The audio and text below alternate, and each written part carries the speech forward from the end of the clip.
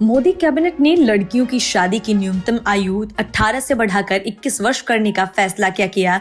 देश की सियासत में हंगामा खड़ा हो गया। समाजवादी पार्टी से लेकर ओवैसी तक सारे के सारे इसके खिलाफ उठ खड़े हुए।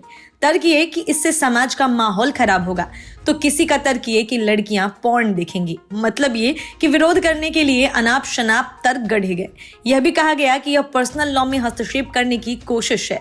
कठमुल्लों की बात तो समझ में आती है, लेकिन अब कांग्रेस भी इसके खिलाफ खड़ी हो गई है। वजह वोट बैंक के खिसकने का डर है, जो अखिलेश यादव के साथ राहुल गांधी को भी डरा रही है। लड़की हूँ, लड़ सकती हूँ कहने वाली प्रियंका वाड्रा भी इस मसले पर खामोश है। मतलब कि उन्हें भी यह बिल पसंद नहीं आया। कांग्रेस कहती है कि इस फैसले के पीछे की मंशा बेहद संदिग्ध और राजनीति से प्रेरित है।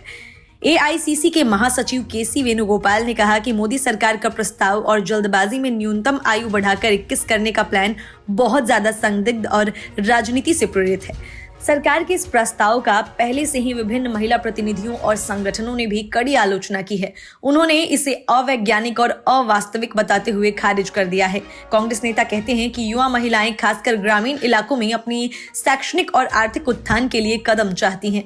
जाहिर तौर पर सरकार ने इस प्रस्ताव को लाने से पहले विभिन्न हितधारकों के साथ उचित चर्चा नहीं की। इसीलिए कांग्रेस सरकार द्वारा इस तरह के विधेयक को आगे बढ़ाने के किसी भी प्रयास के खिलाफ है। वेणुगोपाल ने आगे कहा कि अगर मोदी सरकार हकीकत में गंभीर है और महिला सशक्तिकरण के लिए प्रतिबद्ध है, तो इसके बजाय लंबे समय से लंबित महिला आरक्षण विधेयक को तुरंत लाया जाना चाहिए।